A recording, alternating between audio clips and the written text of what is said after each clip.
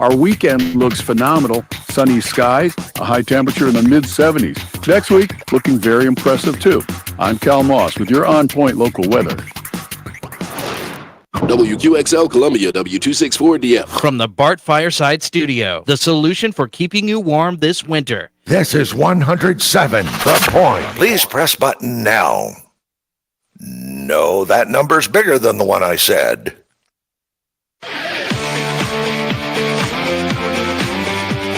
This is Sports Talk with Phil Kornblut and Chris Bergen. Sports Talk is heard across the state on radio affiliates of the Sports Talk Media Network and is streaming live on SportsTalkSC.com, as well as Twitter, Facebook, and YouTube. The South Carolina Education Lottery lucky number to call in is 888-898-2525. That's 888-898-2525. Now, here are Phil and Chris with tonight's edition of Sports Talk. Good evening, everybody, and welcome into Sports Talk right here on the Sports Talk Media Network on this big Thursday night. Glad to have you with us. Hope you've had a great day. Those of you working today, heading home, listening to us on the drive home, hope you had a wonderful day doing what you do. Now take some time to join us on your ride home and carry us into your home as well. Keep that radio locked right where it is to that great radio station. If you're listening to us on the stream because you can't get us over the air, that's fine. Make sure you keep that handy as you travel around. We are coming to you from our studios in Columbia tonight. Boy, I tell you what, by the end of the week, we will have done Sports Talk from Birmingham, Atlanta, Florence, Columbia, and tomorrow night, Oklahoma City. Sports Talk makes its Oklahoma debut. Oklahoma is one of those states that I truly know very little about. I mean, if I didn't know, if it weren't for the Sooners, I mean, not so much Oklahoma State, not so much Tulsa, not so much for the Thunder. Let's face it, it's a state dominated by the Oklahoma Sooners. And if they weren't so great in football, but they've been good at one time or another in everything: football, basketball, baseball. Of course, they're great in softball. That's like softball heaven out there. So going to Oklahoma in the morning, and we'll be there for Sports Talk. We'll be there to, of course, follow the Gamecocks on Saturday, so make sure you follow along with our coverage on the weekend on our website, SportsTalkSC.com, and, of course, updating things on X at SportsTalkSC throughout the day. So we look forward to our first trip to Oklahoma and watching the Gamecocks to see if they can take down one of the blue bloods of college football. I mean, how often do you get a chance 2 weekends in a row to play two of the great programs in the history of college football? Last weekend, Alabama, where they had a real chance to win, and this weekend, Oklahoma, where they're only now a 1.5-point underdog. The line opened at 3, and then today it's down to 1.5. So, tell you what, that's some respect. The Gamecocks aren't being looked at as a team that can be blown out by Oklahoma. Now, look, Oklahoma's not having a great start to the season, 4-2 in their first 6, and they got real problems on offense. They struggle right now with 2 quarterbacks and not a very productive offense.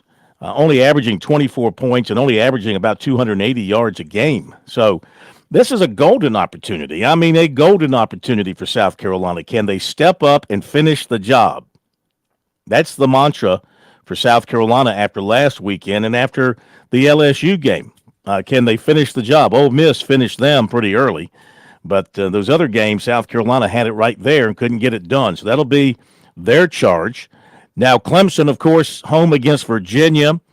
Tigers are big favorites, 21-point favorites against a Virginia team that's improved in year 3 under Tony Elliott. Brooks Thomason, we're going to borrow him from TigerNet because Smitty is off on a family event up in Indiana. And, of course, I'll be in Oklahoma. Of course, Chris will be in Conway with Coastal Carolina. So we have drafted Brooks Thomason, who's worked for us in the past, to cover the Tigers on Saturday. And you can expect the same coverage on our X as well as on our website as well. So we got it all covered for you. Clemson, a 3-touchdown favorite. Will they cover? Probably should cover against this Virginia team, which is improved, but they don't have the overall talent to go into Clemson and play with the Tigers, I don't think, as 3-touchdown underdogs. I look for Clemson to cover in this game. Probably put another big number on the board once they get it rolling offensively. Probably going to see Clemson score 40-plus points against this Virginia team. Probably beat them along the lines of 40-14. And as I said at the beginning of the week, I like South Carolina to beat Oklahoma. I see no reason why they can't. Their defense is every bit as good as Oklahoma's defense, and I think their offense is better. I mean, I think with Rocket Sanders running the football and Lenora Sellers, if he just doesn't fumble the football, he's had 6 fumbles this season and he's lost 4. You can't do that. Not all of them are his fault. There were some blindside hits. There was bad handoff. Maybe that was his fault. But fumbling 6 times, losing 4, that's not good. They got to cut that out. They got to cut out the pre-snap penalties. They got to reduce the sacks.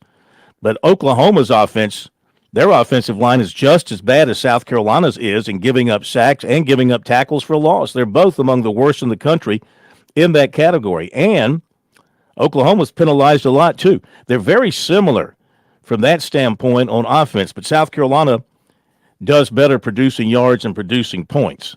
And I think South Carolina's defense can hold its own with practically anybody right now with the way they rush the passer and the way they can cover in the secondary. That secondary, of course, has been very, very good. They've got 8 interceptions so far this season. So they are good back there on the back end. So I look for South Carolina to win. You want to give me the 1.5, I'll take it.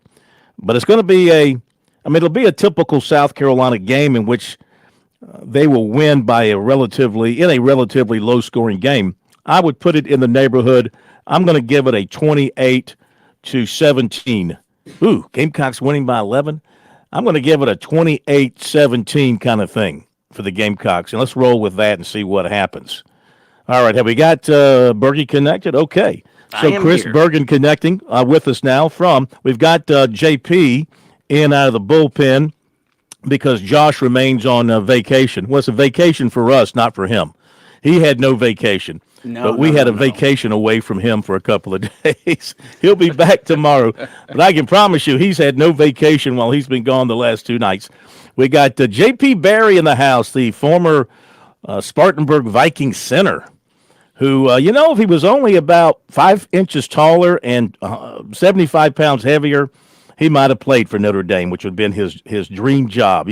He loves those Irish. Well, I would have. I used to weigh about 70 more pounds, but the height thing was never going to come. That wasn't going to happen. I blame that one on my mom. All right, Chris, good to have you. Yes, sir. What do you think about what I just said about those 2 games? I agree with you wholeheartedly on Clemson, Virginia. I think Virginia's improved. They're better than they have been, but they're not good enough to stay on the field with Clemson. I think you're probably pretty much in the ballpark. If South Carolina scores 28 points on Saturday, I think they win too. You've got the 2 worst 3 points. I'm still boggled by Tony Bennett's resignation today, but third down conversion teams in the SEC. So something's got to give there. One of them has got to do a better job on third downs. And if the Gamecocks on offense, I agree with you. I don't think Oklahoma is going to put up many points against USC's defense. They've been outstanding. There's one unit you can trust with the Gamecocks right now, and it's their defense. And they've been tremendous throughout this year. And they were good enough. They deserved, that side of the football deserved a better fate at Alabama.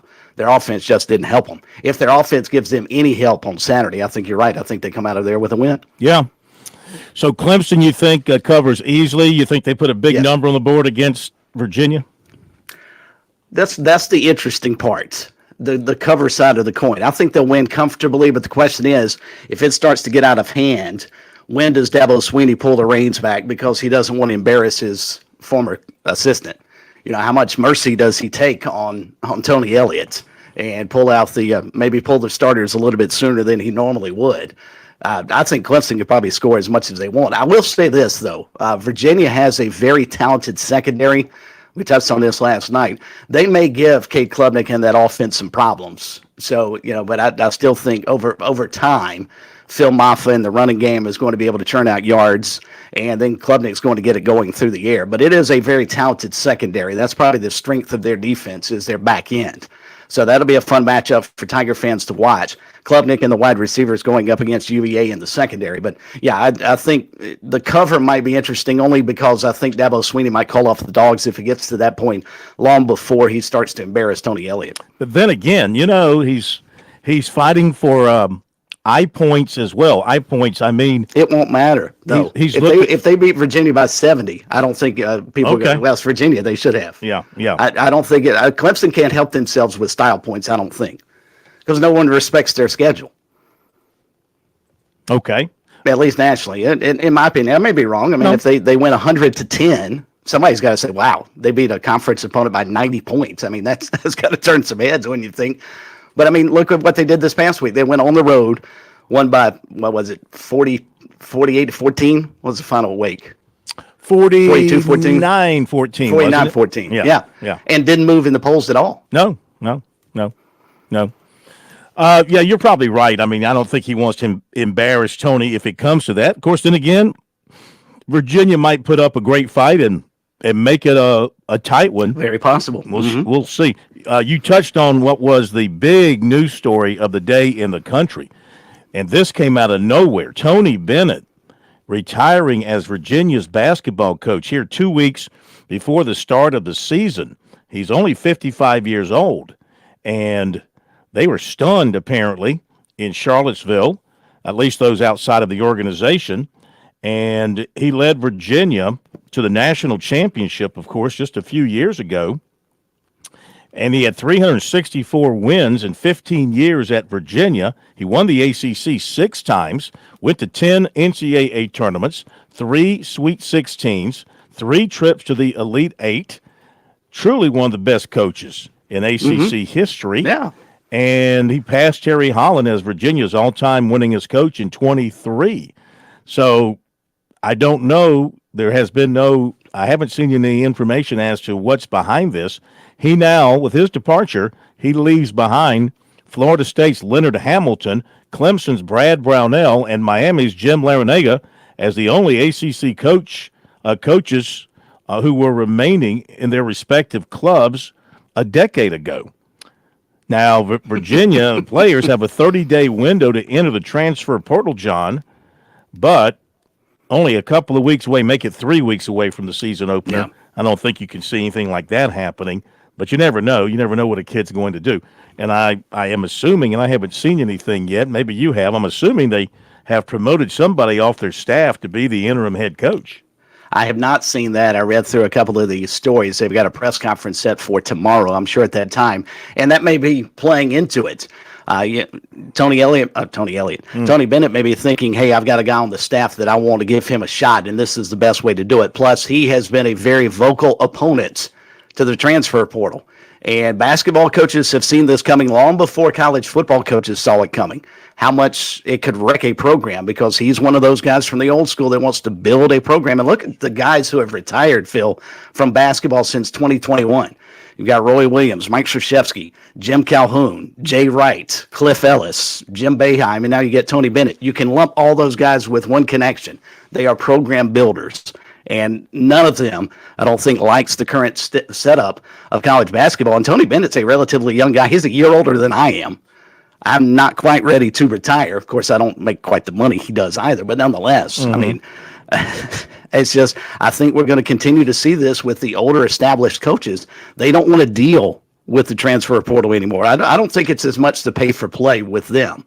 I think it's losing.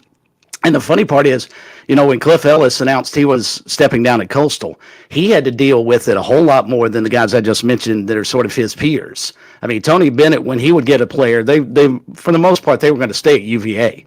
When Cliff Ellis got a really good player at Coastal, he was looking to go someplace else after a year or two. And we saw that happen time and time again, and just chased coach away.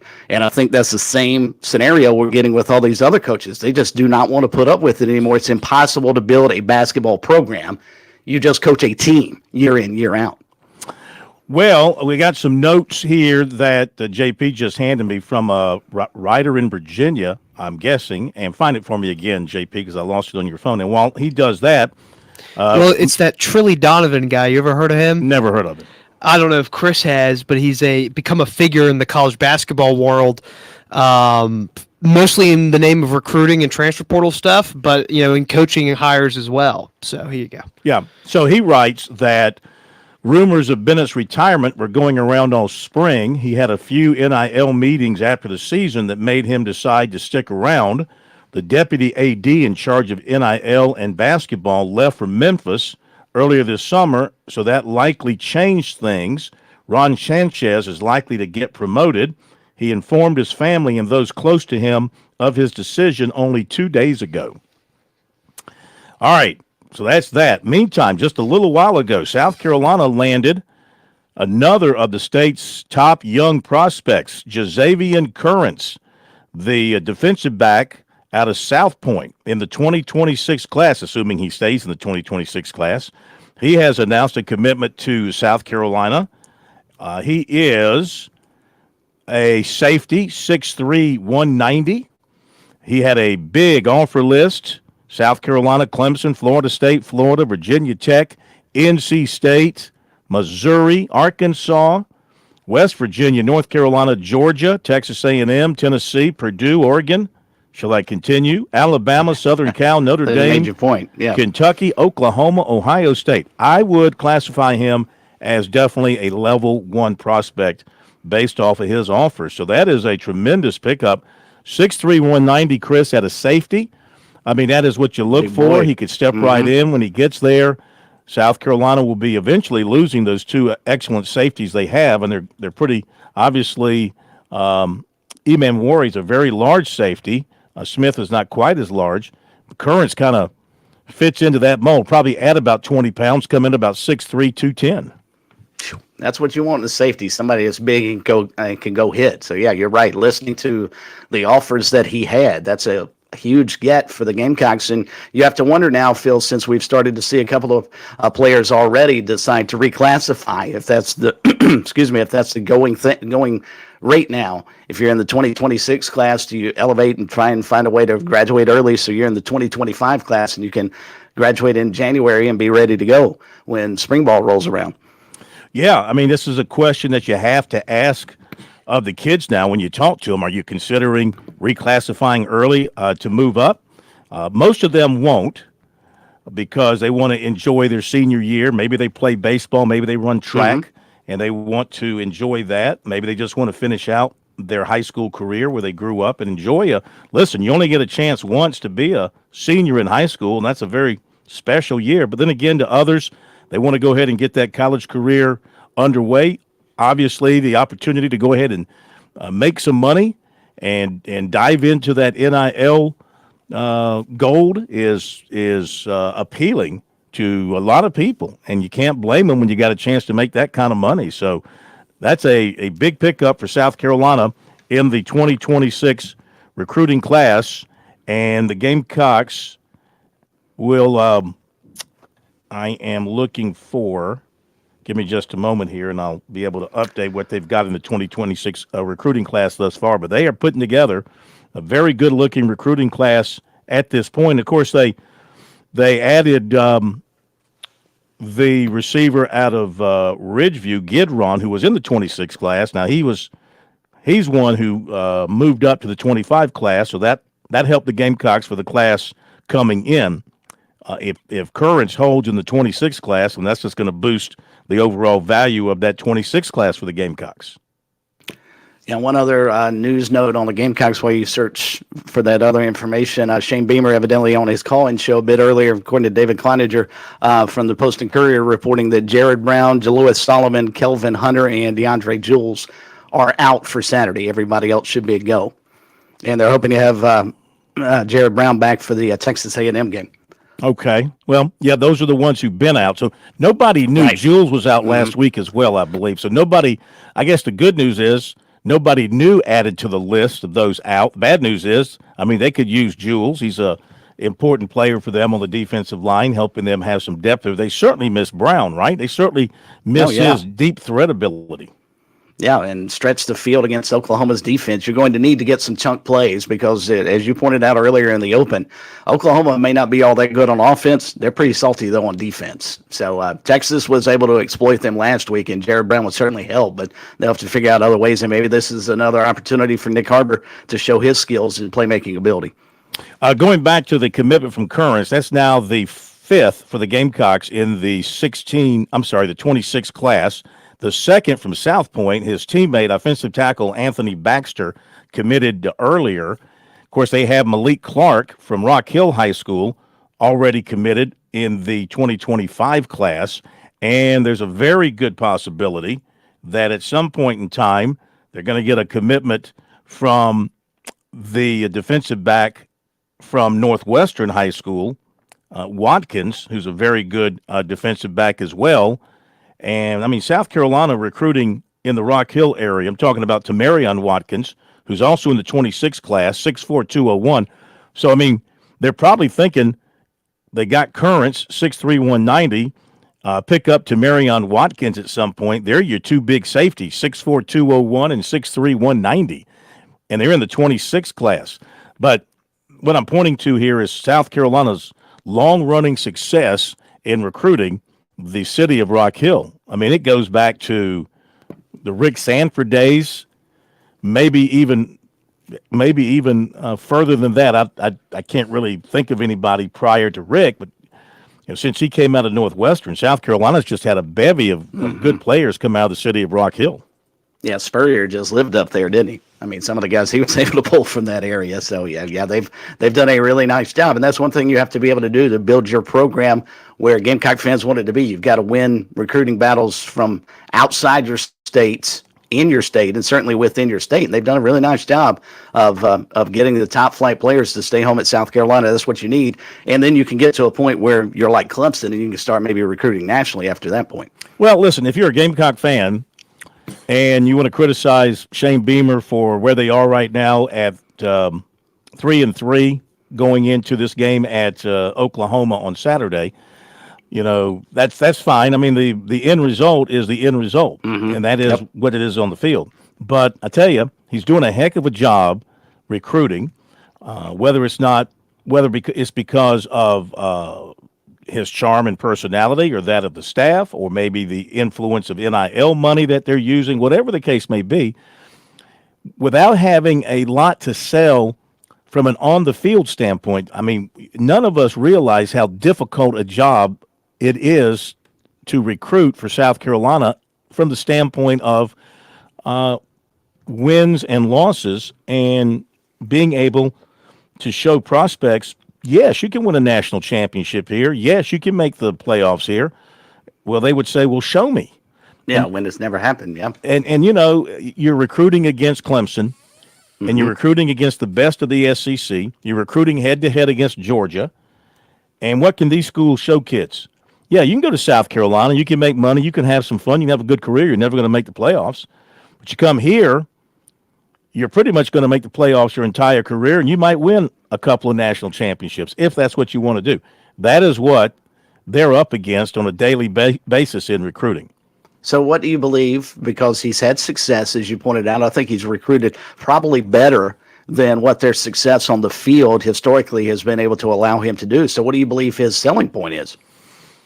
Is it just playing time, or is it come do something that's never happened before? But then, like you said, I mean, people are cynical. Well, if it's never happened before, there's probably a reason. I'm not going to make that big a difference, am I? Well, I think it's some of that. I think playing time to these young kids is very important. They want to step on the field day one. So if you got that kind of player, and you can play in the SEC and all that kind of stuff. But I do think that Beamer he's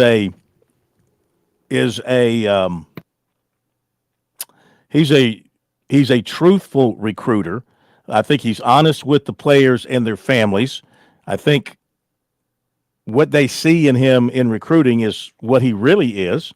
And I think he shows them at South Carolina you can accomplish your goals personally and professionally. They've got a lot to offer, as I mentioned. They got a very active NIL program. They're very active on the in the transfer portal, John, area to help build the program. They got good academics. They've got very good weather. Obviously, the fan base, the facilities. I mean, they got a lot to sell. They got everything to sell but trophies. You know? They got everything to sell but the big trophies. And so, I mean, that's what they have to overcome. But in-state, I mean, they're just dominating Clemson in-state right now. I mean, Clemson pulls out one or two on an annual basis, but they don't set their sights on the state that much anymore, and South Carolina's getting all the good ones for the most part. We'll be back. Is made possible by our friends at Palmetto Citizens Federal Credit Union on 107 The Point. Here's tonight's forecast. Clear and cold this evening with the low dipping all the way down to 39.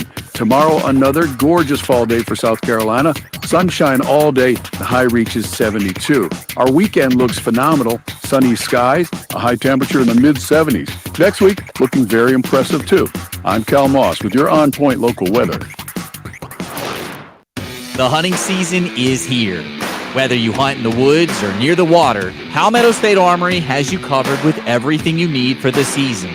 PSA has a complete inventory of AR-style rifles, bolt-action rifles, shotguns, ammunition, outdoor apparel, decoys, and more from all of your favorite brands. Visit PalmettoStateArmory.com to find the store nearest you. Palmetto State Armory, American-made for life. With SRN News, I'm Keith Peters reporting. A judge has granted a request from Texas lawmakers to delay the execution of a man scheduled to become the first person in the U.S. put to death for a murder conviction tied to a diagnosis of shaken baby syndrome.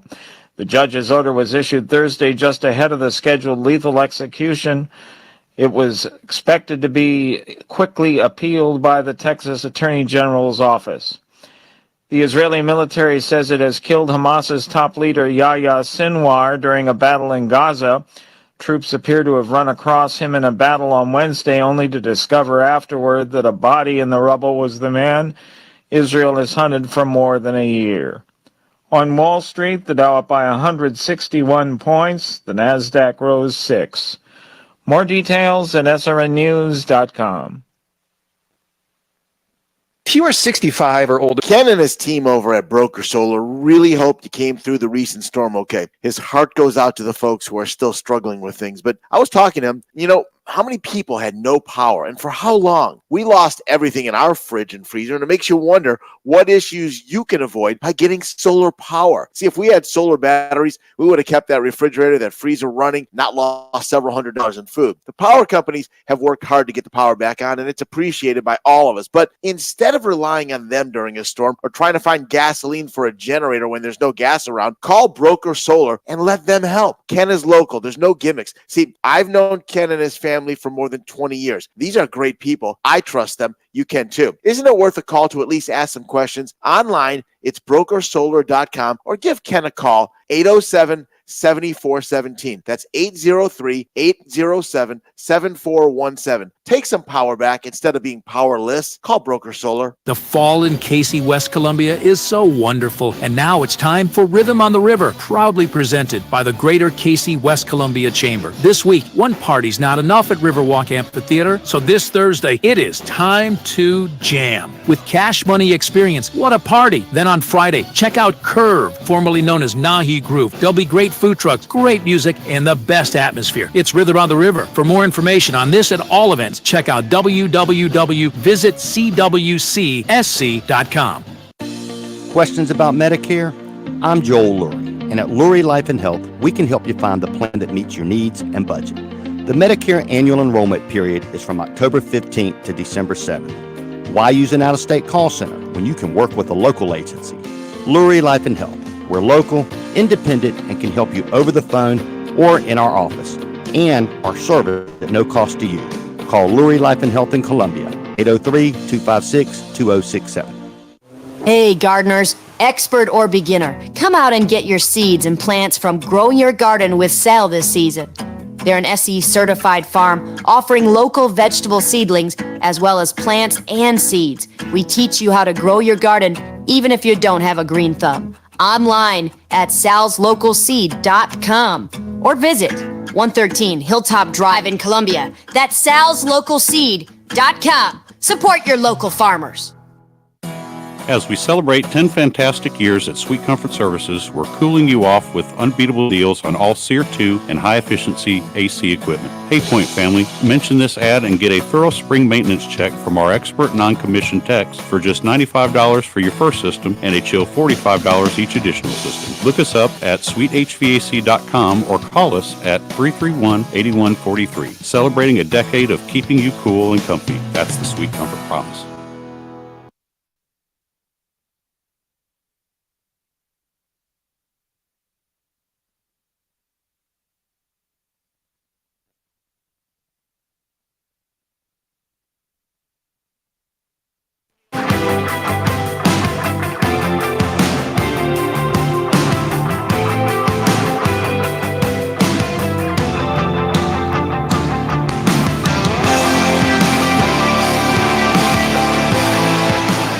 All right, welcome back, everybody. Sports Talk Media Network. Let's hear from the opposite coaches for South Carolina and Clemson's games coming up on Saturday, beginning with Brent Venables. Pretty interesting here, Chris, the way the stars have aligned for this weekend. You've got South Carolina and Clemson both playing early games. Tigers at noon, the Gamecocks at 12:45. You've got Clemson playing against a former Clemson coordinator in Tony Elliott. You got the Gamecocks playing against a former Clemson coordinator in Brent Venables. So you got a lot of familiarity here going on between these four teams. And obviously Shane Beamer returning to Oklahoma, where he was a former assistant. So yeah, it's old home week around here for both those teams. I think the Tony Elliott tie, though, with being a Clemson grad and a Clemson guy and now coaching at Virginia, that's going to pull his heartstrings, much like I think Shane Beamer returning back to Oklahoma, maybe more so than Brent Venables going back up against South Carolina. All right, let's hear from Brent Venables. You know, it's not a real happy time for him right now. They're coming off that lopsided loss to Texas. Their fans are antsy. They're really antsy about the offense, and can he get that offense fixed? And he talked about that as well as facing those Gamecocks. Here's Brent Venables. We just need to execute. That's not really satisfying for anybody, and I get that. I look at, again, we got to become more explosive, and we got to make plays that are there. And that's why I go back. Is it there? Is they have the best defense against what we're doing every snap? Then we got to figure out, better ways to scheme. If we're in good calls against what the defense is presenting, and there are issues with, again, details of what we're doing based on what I know we're coaching them to do, again, where there's got to be some player accountability as well. So I asked the players yesterday, we're going through plays, and I'm like, so did the coach tell you to do this way or not? And like, no, I was told to do it. I said, well, then that's your responsibility. Take that to game day. I say, I'll run over your coaches, throw them under the bus all you want me to, if you think that's appropriate, and that you got to be open and honest, and a coach has got to own it when they screw up. And there's plenty of that. And then the players got to have responsibility too. Are you spending the extra time to have your details down when you get in the moment and the game's going fast to be able to, execute at a high level? And again, if that's blocking somebody the right way, if that's running, a route with the right detail, if that's quarterback going through, looking from a progression standpoint, putting his eyes where they need to, trusting what he's seeing, trusting the protection, not getting in a hurry. And as I said earlier, I think right now there's a handful of guys that are playing really fast, which is not a good thing, too fast, and got to have some trust and some patience with some of that. But that's the first thing I look at. I look at it from a lens of, what are we asking them to do? What are they seeing? Are we in a good call, a good structured call versus what we're seeing? And I look for overall efficiency. And I think as far as the efficiency in the plays, I think you look at the analytics, or I think they had successful plays overall in the game. Again, Texas had 24 successful efficiency plays. We had 25. And And so I look at that, and I look at the explosive plays. We weren't able to match them with the explosive plays. They had 6, we didn't. They won the turnover battle. They won the rushing total, and part of that was in some of the explosive runs. And then the field position in the second half was crap. So we couldn't flip it. And then on third and long and extra long, they were able to convert a few, and we weren't. Our third and medium was not good. Theirs was better than ours, and that's the game. And and so I look at all of it, and again, we had our best game when it comes to consider what we're going against efficiency wise, and in our runs we had against several drives that were started with really successful plays, and we didn't sustain it, obviously, and so that's always a concern. You got to not only move the ball, you need to score and create explosive plays, and we're not doing either of those like we need to right now. Brent, the 6 games you've had a chance to see Michael and Jackson 4 games, and they've watched 2 games. And Casey's got a bunch of starts, but you haven't engaged him yet. What's your overall general thought of what you got in the quarterback room, and what do you think of the future of that room? Yeah, I love what we have in the quarterback room. Incredibly talented group, inexperienced group, with again the first 2 guys that you mentioned there. But they got great talent, great futures, and we need to be able to play winning football, put them in position to, and help them be successful. And but completely and totally believe in them, and I trust them, and I believe that again they got their head down, they have humility, they got work ethic, they got great leadership qualities, all the things that you want, arm talent, both of them are, to me, the total package, and all their best football still in front of them. Coach, South Carolina's played some really close games with some really good opponents. Yeah. What are you seeing from them on film, some of the tendencies they have? Well, again, going into the year, I think, I said that at some point in time that I felt they were one of the more undervalued teams, looking at the teams that were on our schedule based on what they had coming back, what they had recruited, where they were as a football team coming out of the spring. And then I know they had a rough start in their opener against ODU, but other than that, and they've played really well. They went on a year ago. They weren't great on the road in 2 games this year at both Kentucky and at University of Alabama. They gave themselves a chance to win. They got after Kentucky really good. Played a good Kentucky team, a Kentucky team that beat Ole Miss 2 weeks ago, and also took Georgia all the way to the wire.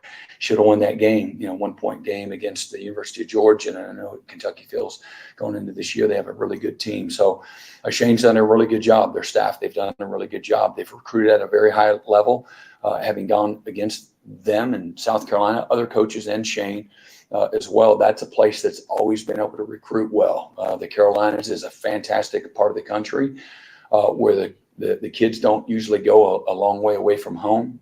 They've got a lot to offer, both in the people that are there in Columbia, and certainly they've got fantastic facilities, great fan base, a very passionate fan base. They're going to show up every week, and they've done a nice job. They've got 37 seniors, which is the second most in all of college football. They've got, I think they have 6 sixth-year players on their defense, 6 sixth-year guys, and several of them are just the backups.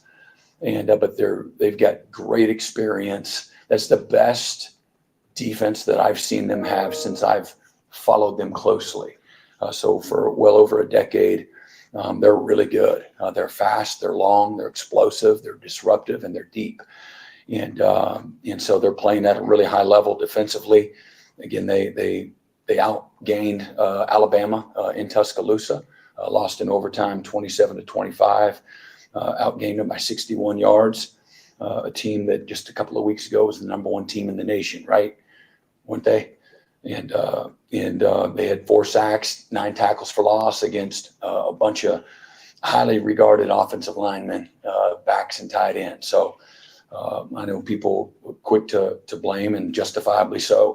We can't block nobody, we can't run it, and we're doing this and all those things. Well, Alabama just did it too, and they got really good players. And but they're also getting production from their young players, and so they're doing a really good job. Now they've rushed for more yards. A year ago, they were not very good on offense, very uneven,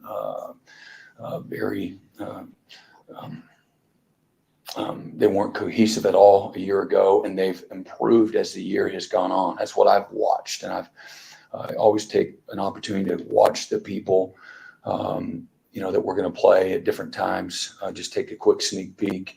There's a lot of quick ways to be able to do that, but they've already rushed for more yards this year than they did total for last year. So they're getting, they got Rocket Sanders is a really good player that they got in the portal that's gotten better from Arkansas. That's gotten better as the season's gone on. They've got good depth there at running back, and then the quarterback, he can take it to the house at any point in time. He's a legit 4'4" guy. He's 6'3". He's 230 pounds. He's strong. He can run through trash. They have quarterback design plays, and then he can improvise when things break down. He makes a lot of plays on the perimeter with his eyes down the field, has created explosive plays by doing so. They've recruited well, at tight end, at receiver. They've got some guys that can really go there. They have started all 5 of the same offensive linemen in all 6 games this year with 179 career starts. Several of them had to get baptized a year ago, freshmen that are now playing in their 2nd or 3rd year. And then they've recruited well in the portal as well. And again, they have 8 starters coming back on defense. They actually, again, as a team, they didn't play great against Ole Miss, but they held Ole Miss in check offensively. And then again, their defense did the same again, 27 points each, which is really good considering those 2 offenses and how explosive they are. They had forced 12 turnovers on defense, which ranks 2nd in the conference and 12th nationally. But they've also, given up, a bunch of turnovers and are tied, I believe, their 8 fumbles are tied for the most in the country. They've played overall the efficiency about middle of the pack in special teams, but since 21, they've blocked 16 kicks, which leads the country. And their punter, Kai Kroger, is averaging a SEC high 48 yards a punt.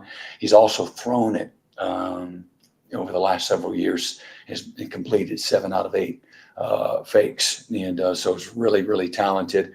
And then they're 8 out of 12 in their kicking game with a long of 46. And but I really like Sellers.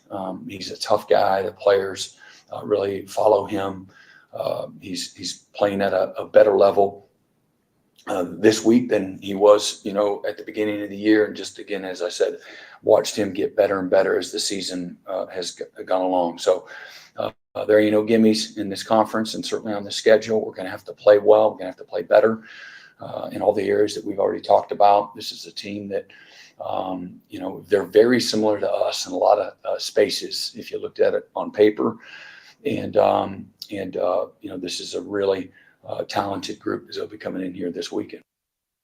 We just need to execute. Okay, Brent Venables, his comments for this week about his team and about the Gamecocks. And I tell you what, Chris, as we go to our break, he reminds me a lot of Will Muschamp. When he gets into defensive mode, when he starts talking about defense, he gets very relaxed. He starts dropping in those defensive terms, not so relaxed and conversational when he's talking on the offensive side, I'd say. I will say this. He learned a lot from Dabo Swinney about how to filibuster at a press conference. Woo! Good grief. And who needs Steve Fink? He just ran through the entire game notes of the Gamecocks. But one thing he pointed out I had not realized, he's right about USC's rushing game. They actually do have more yards rushing thus far this season than they had all of last year. That's remarkable. All right, going to hit the break. We'll come back and hear from Tony Elliott right here on Sports Talk. There's a lot of things we take for granted in our lives. Your home's AC will run cool. Your drive-through coffee will be hot. And the car will start when it's time to take your kids to school. It's when things don't go as planned that you start thinking about who to call and where to turn. The good thing is, you can prepare for life's most difficult days by calling the Larry Lucas Agency today. Larry is a State Farm agent that has been taking care of people across South Carolina for more than 2 decades. You probably have insurance, but switching is easy, and bundling can save you hundreds or more. Most importantly, the Larry Lucas Agency can help you choose the protection you want at the price you want. All backed by South Carolina's #1 home and auto insurance company. Visit LarryLucasAgency.com today or give Larry a call at 803-799-1998. Like a good neighbor, Larry Lucas State Farm is there. Great things don't happen all at once. Big dreams take time. And when it comes to saving for college, it's those small steps that make a difference. I'm State Treasurer Curtis Loftus. Future Scholar, South Carolina's 5-9 college savings plan, is designed to be taken step by step. You can start with any amount, contributions are tax deductible, and earnings grow tax-free. So why wait? Discover the smart, easy way to save for college at futurescholar.com. The South Carolina Education Lottery has introduced a new rolling jackpot, and it's big. How big? Bigger than a striped bass? Reel 'em in. Way bigger. Bigger than this world-class golf course? Or bigger than that. Even bigger than the Gaffney Peach? Let's just say with this new rolling jackpot, Palmetto Cash 5 is officially too big to ignore. Palmetto Cash 5 draws nightly, so play today and check if your numbers are winners in the Players Club app or at seeducationlottery.com. Overall odds are 1 in 10. Top prize odds are 1 in 850,668. We're with Major Billy Downer of the Department of Natural Resources. Major Downer, it's hunting season in South Carolina this fall, and folks need to be prepared from a legal standpoint. That's right, Phil. Everyone always needs to buy their hunting license or fishing license. Everyone always worries about losing their license. Well, now that's not a problem anymore because you can keep your license on your phone. That's right. Go Outdoors SC. It's an app. Look for it on your Apple or Android devices. You can buy your license. You can renew your boat registration, and it's all right there on your phone. Remember, Go Outdoors SC in your app store. Set your youth up for a lifetime of financial success with Smart Start from Founders Federal Credit Union. Smart Start products and educational resources help teach kids and teens the basics of saving, budgeting, and smart spending. Help them learn smart money skills to jumpstart their financial journey with Smart Start savings, debit, certificates, and educational resources. Learn more at foundersfcu.com/smartstart. Federally insured by NCUA. Membership qualification required. Terms and conditions apply. Touchstone Energy Cooperative members save more on electricity, and members save more on insurance, groceries, healthcare, restaurants, travel, concerts, and sporting events through Co-op Connections. Touchstone Energy is an alliance of the member-owned electric cooperatives, and as a member, the power is yours. Experience the power of co-op membership with Touchstone Energy and find out how much you can save on electricity and a whole lot more at touchstoneenergy.com. I'm attorney Jim Corbett. I'm not a case manager. I'm a lawyer for over 35 years. I don't charge 40% for your injury in your wreck case or any on-the-job injury. Call 803-765-2968 and ask for Jim Corbett or email me, jim@jimcorbettattorney.com, for the experience of a lawyer handling your injury case. Jim Corbett, 803-765-2968. Jim@jimcorbettattorney.com. Put 35 years of experience to work on your injury case. Farm Bureau insurance agents live and work right in our community. They're not at the end of some 1-800 number thousands of miles away. The personalized attention, competitive rates, and a reputation for fast, fair claim service sets Farm Bureau insurance apart from the competition. For your auto, home, and life insurance needs, trust Farm Bureau Insurance. In Clinton and Lawrence, give Buddy Bridges a call at 864-984-0413 or stop by the office at 726 East Main Street in Lawrence to see how local makes a difference.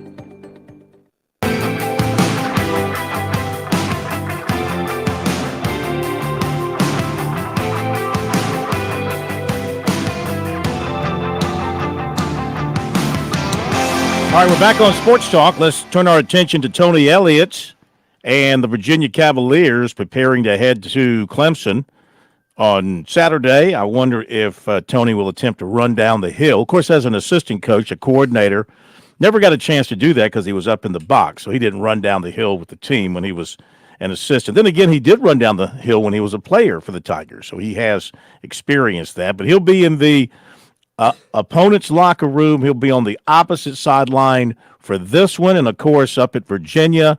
When he talked with the media up there about this game, that was first and foremost on their mind for him about his homecoming on Saturday at Death Valley. Tony, you knew when you took the job that at some point you'd be going down to face Clemson down there. You talk to your players sometimes about blocking out the outside noise. Is this a week where you have to do that yourself? Most definitely. I need to apologize to some family members, some folks that have reached out. They've called me. I have not answered. I have not called back. I eventually will get back to you.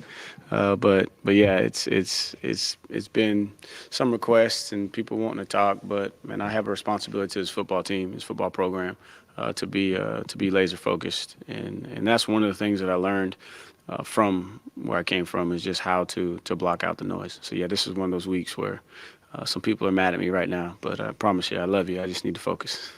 When you brought Kobe Pace here, did you envision the type of year he's off to now, halfway through this season? And are you seeing some of the things that he did at Clemson when he had his breakout year a few seasons ago? Yeah, and relationship was well established with Kobe prior to him getting here, and reason I wanted to coach him when I first saw him is because of the upside and the potential. And so just happy for him that it's all, coming together. And, I know he probably would have wanted to have him faster than it did, but there's natural transition that takes place. And I'm just excited that he's having the opportunities that he's having and he's taking advantage of them.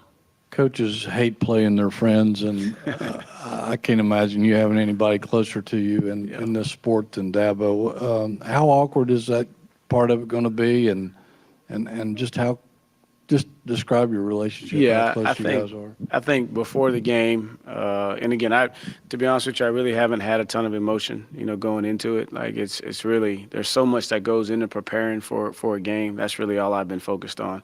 And then I've also been mindful too that I did not want this game to be about me. And I told the players that like this ain't about me. This is about you guys going down there and playing your best game. And my job is to help prepare you.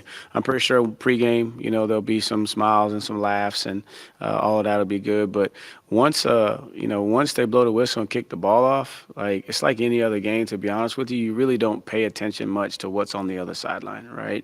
And I really like Coach Clausen. And I think the world of him, and have gotten to know him, over the last 3 years. But once the ball's kicked off, like you're just focusing on doing your job. There's so much going on. So he's a competitor, and one thing I know is when it's go time, he's going to be trying to put it on us, right? Like they're going to be competitive. They're going to want to win the game, and he's not going to be thinking about, oh, that's Coach Elliott over there. No, they're coming, right? So we got to have our guys with the same mindset, because it's going to be a battle. And in terms of the relationship, he's gone from being a father figure when he was coaching me as a player, right, to being a mentor as a young coach in the business and then a colleague, right? So it's kind of had all three phases tied in one. And he's one of the first individuals that I'll call if I have a problem or I have a question.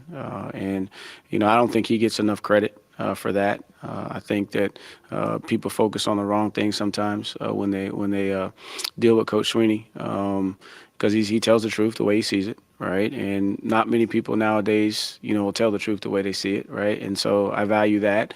But I think if you really know his heart and what he does off the field and how many people he's impacted, not just his players, but family members of the players, man, people in the community. I mean, there's nobody that, in my opinion, in college football that gives more back than Coach Sweeney. So it's going to be fun to compete, and it's a great test for our program to see where we are. That program there has been the standard in the league for a very long time. Man, they're back playing at a very, very high level, and looks like it's going to be, you got to go through them to win the league with the way that they're playing. So it's going to be a good test to see kind of where we are as we build this program, and there's going to be some similarities too. All right, Tony Elliott talking about getting back to Clemson. Real quick, Danny from Florence is giving us a call before we hit the top of the hour break.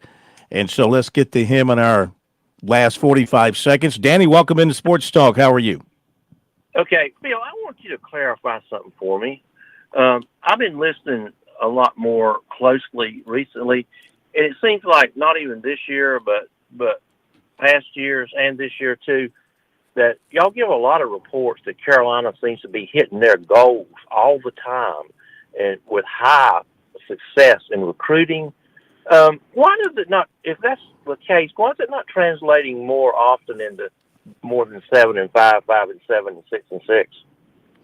Well, I think they have hit their goals in getting some really good players into their program, and why they haven't won more games thus far under Beamer, well, you can look at it and see that they have some holes in their program they have not been able to adequately fill, and we got to hit the break here, and I'll pick up on that answer when we come back from this time out. Okay, thank you.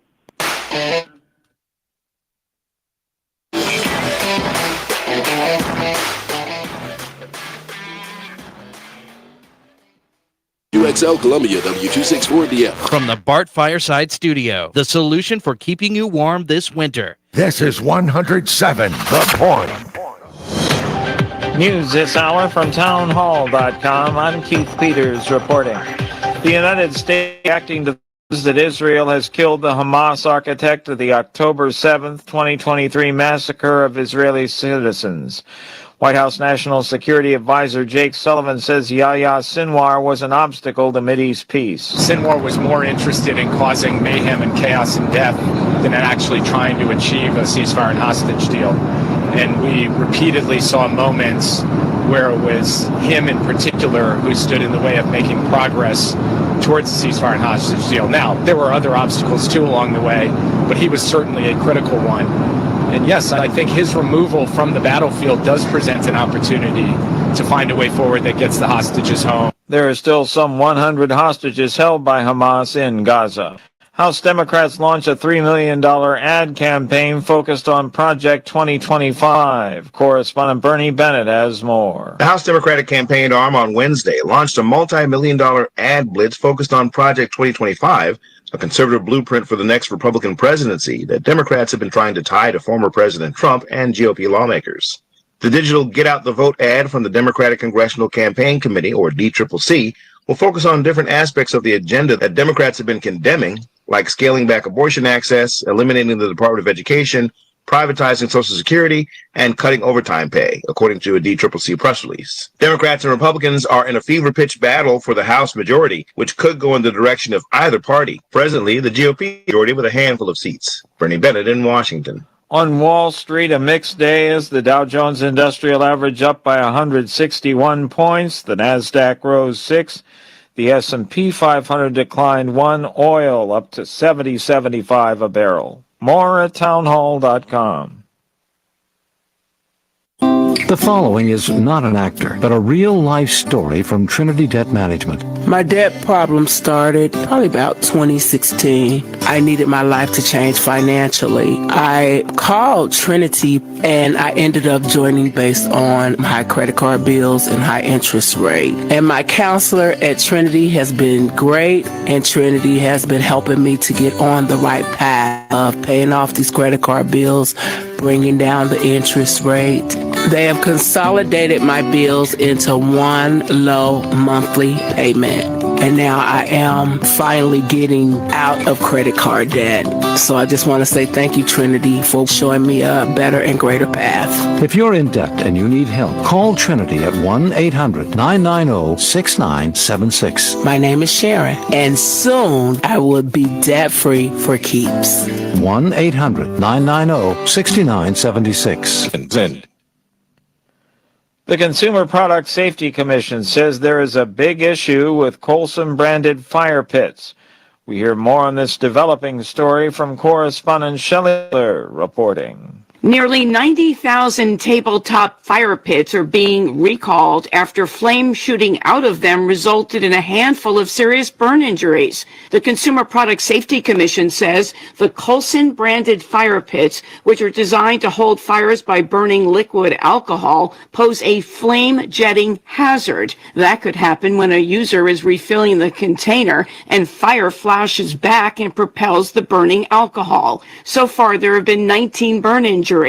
Most of the fire pits under recall were sold at major retailers like Amazon.com, Wayfair, Walmart, and Sharper Image. I'm Shelley Adler. News and analysis at townhall.com. I'm Keith Peters. On Point Weather is made possible by our friends at Palmetto Citizens Federal Credit Union on 107 The Point. Here's tonight's forecast. Clear and cold this evening with the low dipping all the way down to 39. Tomorrow, another gorgeous fall day for South Carolina. Sunshine all day. The high reaches 72. Our weekend looks phenomenal. Sunny skies, a high temperature in the mid-70s. Next week, looking very impressive too. I'm Cal Moss with your On Point local weather.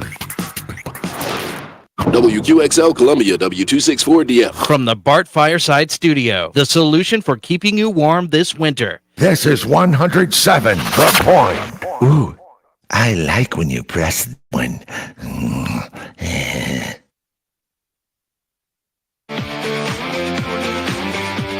Welcome back to Sports Talk on the Sports Talk Media Network.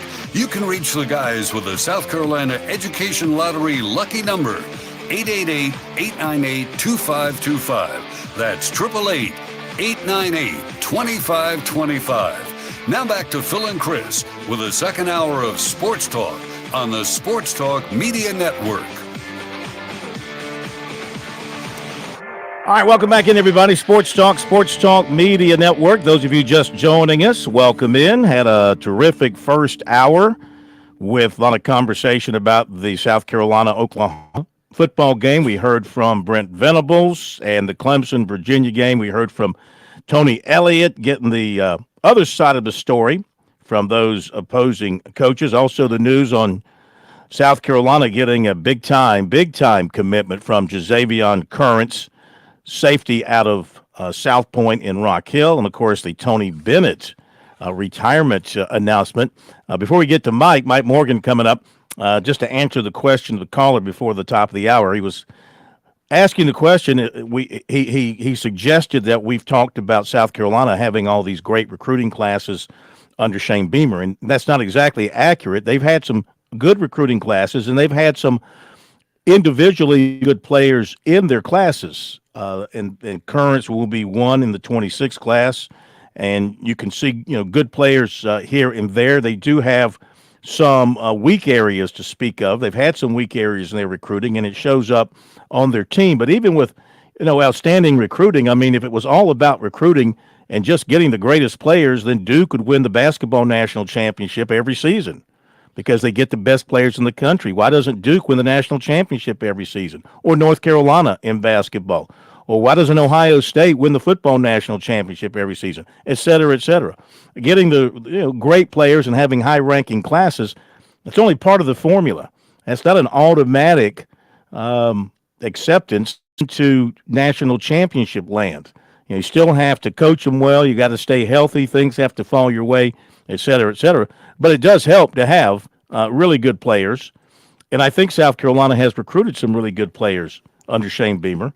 And this is just an example of this commitment today from Currents at South Point of another good in-state prospect that they can build upon, Chris. So doesn't automatically mean you're going to win a whole bunch of games and you get a bunch of good players, but that's a good start.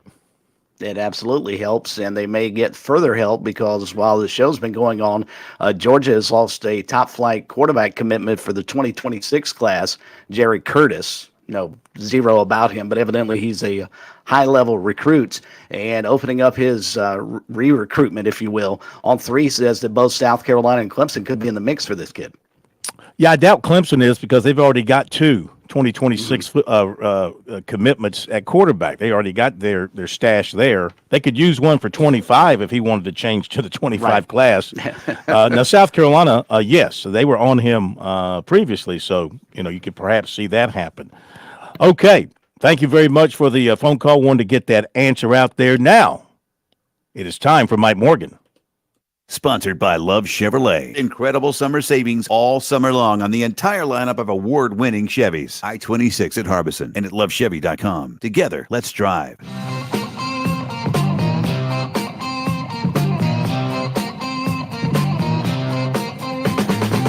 All right, good to have Mike with us. Got a chance to see him earlier this week in Birmingham. How are you, sir? I am well, Phil. How are you doing? Doing great. You seem like you were very happy. You were in your neighborhood talking basketball with all the different SEC coaches and players and officials. You seemed like you were right at home. So let's go to ACC basketball. Tony Bennett. Wow. What do you think of his announcement? Shocked like everybody. The moment the news came out, your brain goes in two directions. One is, was it a health issue? Well, we know now it's not. And number two, is it yet another coach? Remember, his father was a legendary coach for many, many years, Dick Bennett. Is it another situation where a guy is just repulsed by the current system? And I think it's more the latter than the former, from what I understand. He wants to stay in athletics. He wants to have some role that helps kind of try and fix what he believes, and most coaches I talk to believe, is a broken setup right now. So, shocking. And you know what that means? Interesting stat I read. That means not a single coach in the ACC has ever won a national championship. When's the last time we could say that about that conference? Wow. It has had some major turnover for sure because of retirement and firings and other moves. But this thing about getting out, and he's 55, so he came up through a different system in a different way, and maybe he doesn't like what it's all becoming. But whoever fills his shoes and whoever fills the shoes of other coaches in all the sports who decide to step aside because they don't want to deal with it, well, they're going to have to accept the new world of college athletics and the pay for play and the never-ending need to find more and more ways to generate revenue to pay the players, i.e., Georgia Tech selling its rivalry game with Georgia for $10 million to move it away from Grant Field. I mean, that's just, I think, a sign of things to come. They won't be the last to do something like that as a way to generate money. No, they won't. I mean, Georgia Tech is a rather unique example because I've been to that stadium. I've been there for big games. Called the game against Florida State years ago when they won on a block kick 6 return.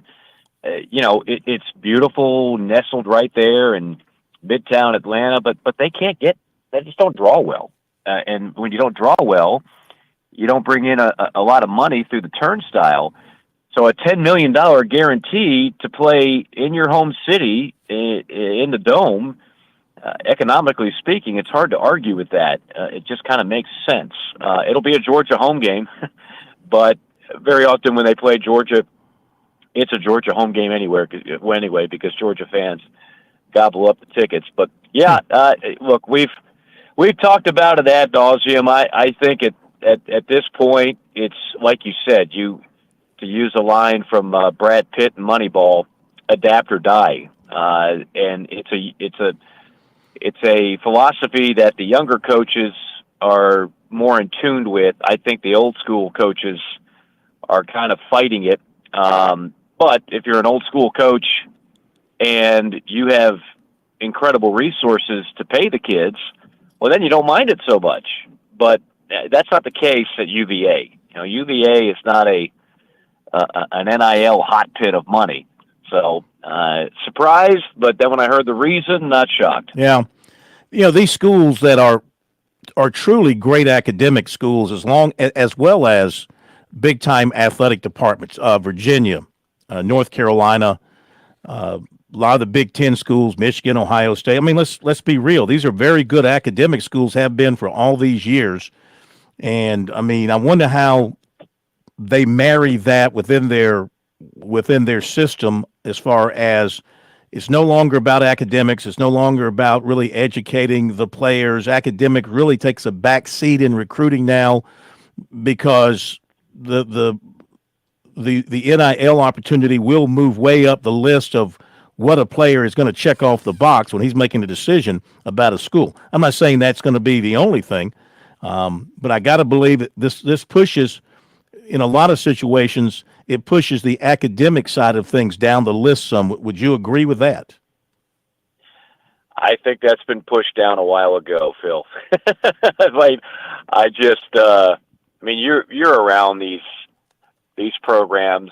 Do you remember when the big deal when you were covering recruiting was, could a young man get 700 on the SAT? Yep.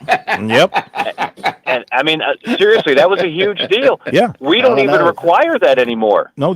Getting We don't qualified, even- you had to have the 700, and then you had to have the 2.0 in a core curriculum of X number of classes. Right, Yeah, right. all that BS. Yeah. Yeah. What do we require now? I mean, we've found ways to circumvent the test score, because those are biased, or I don't know.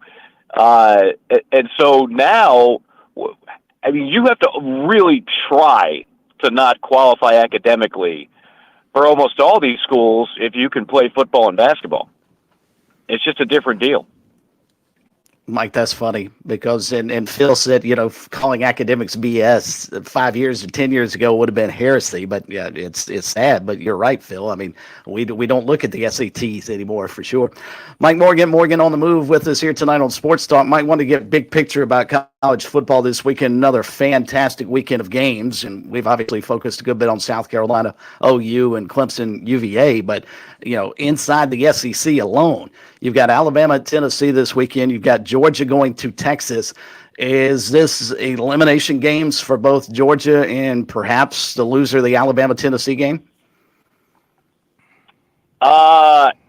Georgia, Texas, I don't think it's an elimination game. Alabama, Tennessee, it could be. So, I mean, they're huge games regardless. They're because you still have more difficult games left on the schedule. This is not week 13. We're about halfway through.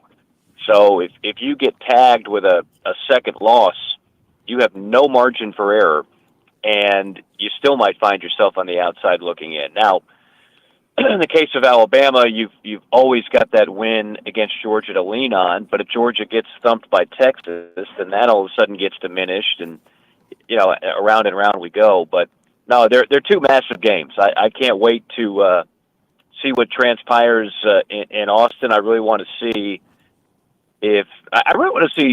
both Georgia and Alabama. Are their defenses that vulnerable? Because they've not looked really good so far this season. Very un-Kirby-like, and very, obviously there's no more Saban, but very un-Bama-like in Tuscaloosa.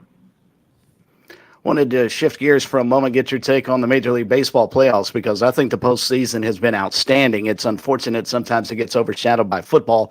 I've noticed that throughout the program, Phil has yet to reference Game 3 of the ALCS, so I'll mention is that it now. going on? To the seventh. The Guardians lead the Yankees 3-1, trying to get back in that series. But overall take, what have you, without the Braves in it, I know it probably dampens a little bit of your spirit watching the games, but between what's going on between the Dodgers and Mets and Yankees and Guardians and what we saw in the divisional series, how much have you enjoyed the baseball playoffs?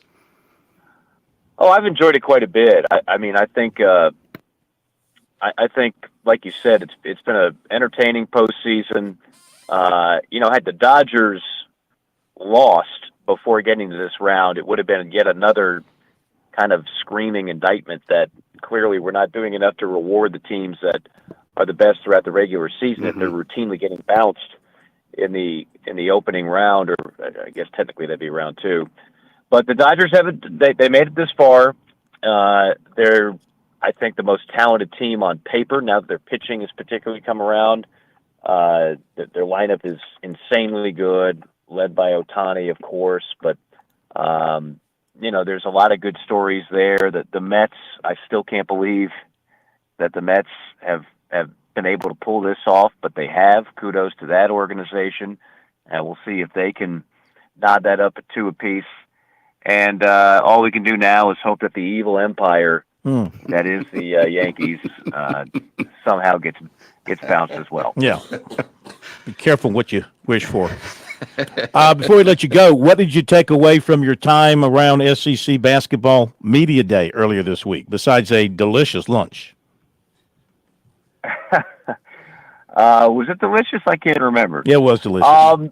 It was? Okay, I take your word for it. I know you probably had seconds. Thirds.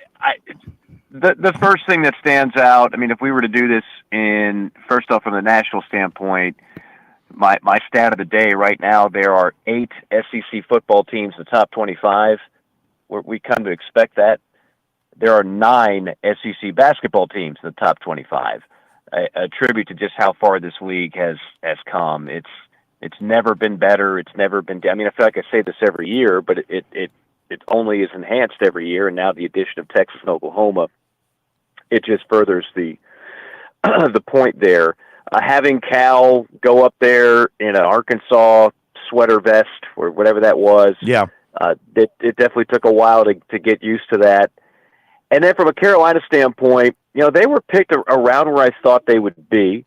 Full disclosure, I had Murray Boyle's SEC All-First Team, and talking with him when he was at the podium, just I was very impressed with the way he handled himself, getting questions asked about the pros and whatnot. I asked him about how he's improved his shooting, 1,000 shots a day, a lot more threes, which will be open in this offense as it was, last year for different people playing that position. The Mac kid comes to mind. So I think he's got the chance to have just an explosive year. But here's the thing. You could finish 11th or 12th in this conference and literally be a bubble team. That is no exaggeration. So it's going to be beyond a dogfight. There is no other league that is in the category of the SEC right now, and I say that with full objectivity and full knowledge of the rest of the country. Big 12's a great league. They add Arizona, but the Big 10, the ACC, what does the ACC have, 2 teams in the top 25? Mm-hmm. What's happened there is that so many of the key players have chosen the SEC over the ACC. That never used to happen. It is happening now, and it's not just Kentucky. So those are some of the things that stood out to me in a fine day in Birmingham. It was a fine day. Every day's a fine day in Birmingham, we have come to learn. Mike, did you end up having to? Did you get caught up in the president's motorcade the way Phil did on Tuesday in Atlanta? No, I did not. Well, you didn't leave early enough. Phil's motorcade. No, I got back to Atlanta. I'm about to. Well, I tell you, you'll have a better idea. I passed Truist Park. It was about 4:50. Traffic's moving just fine on 285. Then all of a sudden, it comes to a complete stop. So I turn on to WSB, 750 AM. I still listen to AM. And, of course, they have traffic reports. And it was right about that time a traffic report came on and goes, yep, President Trump just landed at Hartsfield International Airport, the motorcade making its way through downtown up to Georgia 400, and all the highways are blocked, making way for the motorcade. And so it took me well over an hour to travel 5 miles to get to where I was heading. So I was not a happy camper, but I wish the man well. Yes, I'm sorry to hear that for your inconvenience, and I hope your next trip to Atlanta will be a little more pleasant. Well, I expect you to, get out there and direct traffic for me next time. You direct my motorcade next time I'm in town. And I'll do that. If you do that, we'll send you more soup. I'm feeling a little raspy. I could use some. Could you go ahead and place another order? You sound like the battery's running a little on the low side, so we need to send something to pep you up a little bit. Yeah. Well, I try to calm myself down for this segment. I don't want to get overly amped. I want to keep it at a Phil Kornblut type level where we're talking about recruiting. And this young man is considering North Carolina, East Carolina, South Carolina, Western Carolina. I got something Johnson for and you. Wales. I got something for you. While I was sitting in traffic, and I was thinking, South Carolina needs something real catchy for its touchdown plays in football on the broadcast, on the play-by-play. Like, Pete Yandy had Orange in the end zone, which was a great call, and various outstanding SEC announcers, they have identifiable calls like that when their team scores a touchdown, right? So I came up with this for South Carolina. You ready? Sure. All right. Here we go. 3rd and 5 from the 14. Sellers rolling to the right. Fires into the end zone. It's caught by Bennett for a Gamecock touchdown. And that's going to leave a scar. SCAR, a scar. That's going to leave a scar. Huh? What do you think? And if you really want to get technical, what are those called? The talons? Talons. The thing on the bird's hands? Claws? Spurs. Yeah. They leave a scar. That's going to leave a scar. SCAR. What do you think? It reminds me of a scene in the movie cult classic Office Space where the guy comes up with an idea and he calls it a jump to conclusions mat. And you literally jump from one box to another on a mat, and he really thinks this is $1 million idea, and the guy says, this is a terrible idea. That's kind of how I feel about everything you just said. Completely awful. But what did you think of the description? What did you think of the actual description of the touchdown? Oh, the actual play-by-play? Yes. Well, you didn't screw anything up, so that's always good. I felt the passion in your voice, but without being over the top. You didn't feel uneasy about it or anything, did you? Uneasy? No, I didn't feel uneasy. A little uncomfortable, maybe, but not uneasy. I thought it was pretty good, to be honest with you. That's going to leave a scar. Imagine that, if they scored a touchdown, and because sometimes, on scoreboards, how do they identify South Carolina? SCAR, scar. Well, that's a major point of contention, Yeah, I know. Like literally, the athletic department has made it known multiple times we do not want to see scar on what we call the bug that has that. And I'll be honest with you, half the time I don't even notice. But yeah, I don't know if that would go over real well with the athletic department. I know you want to stay in good standing over there. Absolutely. Excellent standing.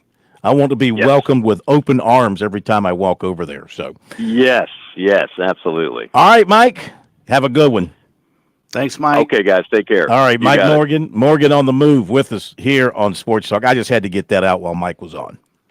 What'd you think? You're a professional play-by-play announcer. You did a fine job. I agree with Mike. No, but I mean, what about the play call? itself? What about the idea of that's going to leave a scar?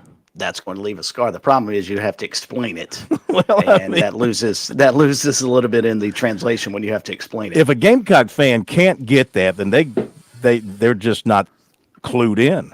If you can't understand what I'm saying. All right, I tell you what, we got to get to recruiting very quickly here before the bottom of the hour break. Then we have the M&M boys coming up. Recruiting here on Sports Talk is brought to you by Seawells. And we invite you to get out to Seawells for the daily luncheon buffet the rest of this week. Well, that just means tomorrow. It's not a roast beef Friday tomorrow. I think we checked the menu. Thanksgiving tomorrow. Yeah. It's a turkey day tomorrow, right? Yes, Thanksgiving tomorrow. Well, make sure you get out there for that at Seawells on Rosewood Drive from 11 till 2. When you need the very best from a catering standpoint for your special event, make sure you give Seawells a phone call at 803-771-7385 online at SeawellsCateringSC.com. Okay, so again, the top story in recruiting tonight is the commitment of Jazavian Currents from South Point to South Carolina. This had not been hinted at, so he just did a great job of keeping it to himself. Though I wonder if this is the commitment alert that Shane Beamer put out the other day when they had a flurry of commitments come their way. Currents out of South Point, safety, 6'3", 190. but he also plays some receiver and some quarterback for his school, a national level recruit with a long list of big-time offers, including Clemson, Alabama, Georgia, Tennessee, Ohio State, Oklahoma, Southern Cal, Ole Miss, Florida, Florida State, North Carolina, and others. Frequent visitor to USC. He was in for the spring game, a recruiting event in late July, the Ole Miss game earlier this month, 7-on-7s at South Carolina as well. They recruited him very strongly, offering him way back in 2022. He gives the Gamecocks now 5 commitments in their 2026 class, and may be the most heralded one in that class when it's all said and done. Meantime, Dutch Fork linebacker Josh Smith tells us he's got 3 visits lined up and a commitment timeline in mind. He's going to go to Clemson this Saturday, though the Tigers haven't offered, and they've pretty much told him they don't have room for him, but they still want him to come up and visit and put their eyes on him. So that's something to watch. Then he's going to go to Ole Miss the next weekend, and then the following weekend an official visit to South Carolina. And then he said not long after that official visit to South Carolina, he'll make his commitment decision. He's a former Coastal Carolina commitment. And basically, he said right now it's down to South Carolina and NC State. He was supposed to go to NC State last weekend, but he ended up not making that trip. He did take an official visit to NC State back in mid-September. So right now, South Carolina and NC State. And as we mentioned earlier, 2026 quarterback Jared Curtis out of Nashville decommitted from Georgia. He had been committed to them since March, and South Carolina's been recruiting him, and they will be back in play with him moving forward. And that's recruiting brought to you by Seawells. We'll be right back. On Point Weather is made possible by our friends at Palmetto Citizens Federal Credit Union on 107 The Point. Here's tonight's forecast. Clear and this evening with the low dipping all the way down to 39. Tomorrow, another gorgeous fall day for South Carolina. Sunshine all day. The high reaches 72. Our weekend looks phenomenal. Sunny skies, a high temperature in the mid-70s. Next week, looking very impressive too. I'm Cal Moss with your On Point local weather. Are you looking for free checking and free savings? Dave Ramsey here, telling you to go see my friends at Palmetto Citizens Federal Credit Union. They're not a mega bank that's so big they lose the ability to treat you like a human being. At Palmetto Citizens, you're not just a number, you're a member. Join today at any of their 14 locations or at palmettocitizens.org. Federally insured by the NCUA. With SRN News, I'm Keith Peters reporting a rare copy of the U.S. Constitution that was sent to the 13 states for ratification has sold for $9 million in North Carolina. The document was found inside a filing cabinet at a property once owned by a former North Carolina governor. A copy was made after the Congress, under the Articles of Confederation, approved the Constitution in 1787. A man who admitted to killing 5 people in 2016 has been executed by lethal injection in Alabama. Derek Dearman was pronounced dead Thursday at Holman Prison in southern Alabama. Prosecutor Dearman killed 5 people at a home where his estranged girlfriend had taken refuge. On Wall Street, the Dow up by 161 points. The Nasdaq rose 6. More details at srnnews.com. Madam Giselle senses. I get frustrated when I see people getting scammed or misled. Some of these national TV spots pushing these scare tactics for Medicare coverage, they can be very misleading. You get bombarded every fall. You don't need to let this stress you out. See, I've worked with the folks at Hickory Hill Insurance. Tim Hanbury and his dynamic and growing team has helped my family on more than one occasion. Here's the thing. The world of Medicare is changing. The laws and the technology. Hickory Hill Insurance has it covered. They have the knowledge, the leadership, the latest tech, and very caring agents. They respond to your calls, questions, and concerns is incredible. Remember, I know this. They've helped me. It's as simple as visiting their website, partdandme.com. And I bet you think it's going to cost a mountain of money. Nope, not a penny. Let the Hickory Hill team go to work for you. Visit partdandme.com. If they can help you find a better plan, they will. If they can't, they'll be honest. They'll tell you, stick with what you have, because that's who they are. Online, it's partdandme.com, or just call Hickory Hill Insurance, 708-7398. That's 708-7398. Tradition and quality. That's what you get with H&J Cattle Company, where local third-generation farmers ensure you receive the finest beef in South Carolina. Our registered Hereford and Wagyu cattle are raised with sustainable practices, without growth hormones, antibiotics, or animal byproducts. Taste the difference.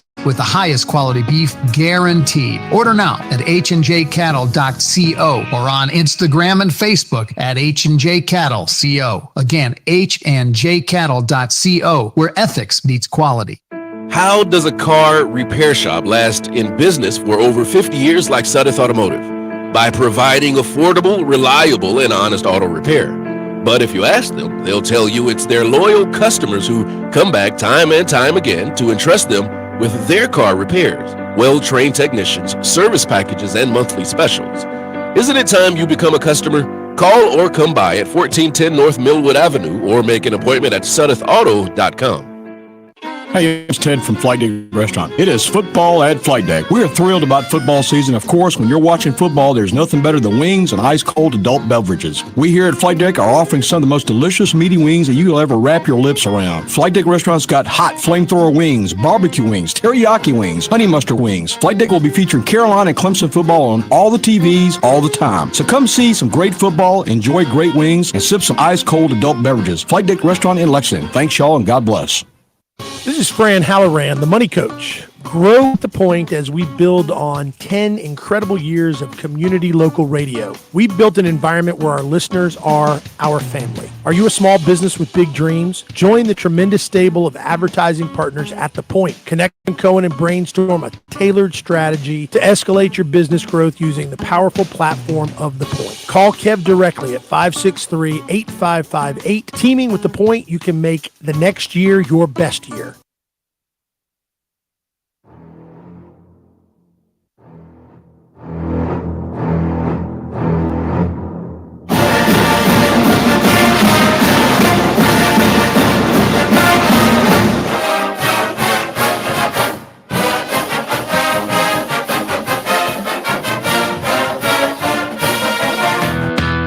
It's the M&M Boys on Sports Talk with former Clemson offensive lineman Will Merritt and former South Carolina linebacker Corey Miller on the Sports Talk Network.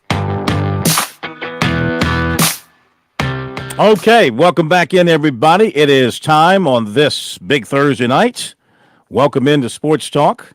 Will Merritt and Corey Miller. Will, the former Clemson offensive lineman, and, of course, Corey, former Gamecock standout linebacker, NFL linebacker. Let's make sure we got them both connected with us here. Will, good evening. How are you?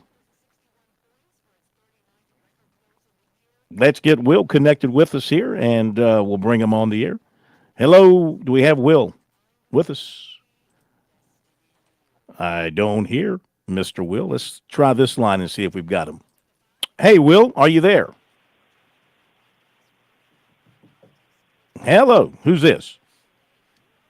This is the POP. This is the Pastor of Pain. All right, we got Corey on the line. Now we got to figure out which line Will is on. Are you using cricket phone lines tonight? I'm not exactly sure what we're doing, to be quite honest with you, but we're trying to figure it out.